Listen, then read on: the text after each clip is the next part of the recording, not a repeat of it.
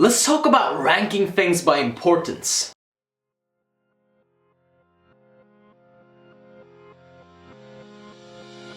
If you're somebody that sets goals or actively looks at what you need to do and accomplishes things one by one, you'll notice that a lot of the time you'll get caught up in fluffy tasks that don't really move you forward. If you have some goals or you have some things that you need to do, it's very important that you rank things by importance. Because what it does is set your agenda straight and really get your power back to you. Now, most people will do things because they just do it. They just happen to go throughout the day and randomly some things happen that made them feel a certain way, and that's just how it ended up, and they never really take control of their own life. Because it's so easy to get caught watching TV or scrolling the internet for some bullshit that you don't need to read about. It's so easy to get caught in the clouds. But what you have to do is control your own world. Not necessarily everything that goes on the outside, but rather your focus and putting it in the right places. So when you rank things by importance, it's really simple. Look at a task, for example, watching TV, right? How important is that to you? How much is that going to move you forward? And then contrast that by maybe something that you actually really don't feel like doing,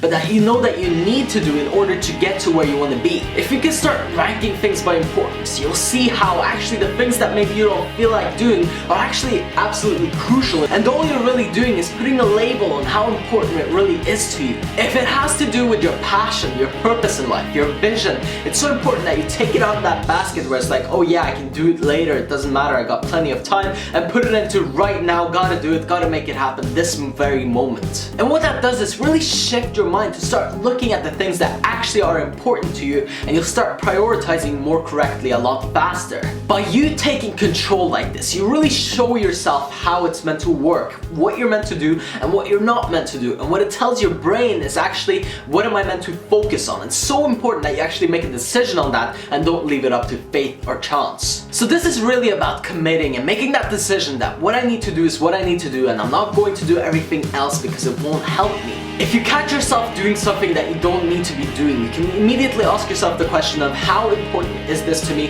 how much does it mean to me, and how much does it help me to get to where I want to be. If the answer is not very much at all, you will quickly get up and start moving and doing what you need to do instead. And that's what it's all about, shifting your behavior, changing your patterns, and not getting caught in an automatic spiral where you're just constantly going around in circles and not really getting anything done.